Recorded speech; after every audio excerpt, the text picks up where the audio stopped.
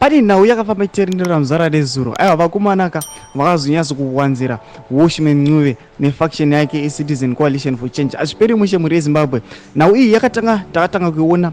apa nafadza emeri ndopa takatanga kuiona ini zvakaita kuti vana Carlton Wende aiwa zvavabate sanovina mashoko aiwa aita kuna vanoti bo subscribe like kuti on the bell icon nekuti pane picture rakatenderera aiwa kana pari pa Twitter ramuri kuona rana Watchman Ncube vakagara pamasofa rakava ravashandigwa nevakomana rava raeditiwa ndobva raisawo mascafu ndobvanza vakomana vanhu ndove inonzi ZANU-PF CCC kuti aiwa iZANU-PF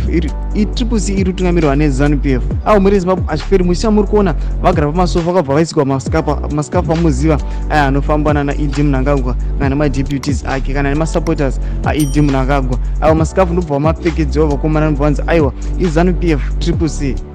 Aiwa takatoona kuti nyaya yanombopera ipapo taona vana Carlton Wende wabva atanga kutopopotora nafadza emere vachiti aiwa izvi zvamuri kuita izvi vakomana hazvina kunaka muri kuzviona kupi aiwa muri yeZimbabwe azviperi mushe vakanyatso kuvatokonya kunyatso kuvaudza chokwadi kuti aiwa henyu muri vanhu vefaction yana Watchman Ncube vari kutaura chokwadi chaizvo aiwa muri ngori under ZANU-PF muri ngotungamirwa neZANU-PF azviperi mushe noda kuti takatoona aiwa vakomana vanga kutopinda nemafeelings vakomana vakutoti zvamuri kuchiita hazvisikizvo hazvizibo sachimbotudze mafungiro enyu munoti kudii pamusoro penhau yekunzi ava vakomana ava vaka this is a ZANU-PF work pinda comment section medu mutidze mafungiro enyu saano subscribe kulike chinoturn on the bell.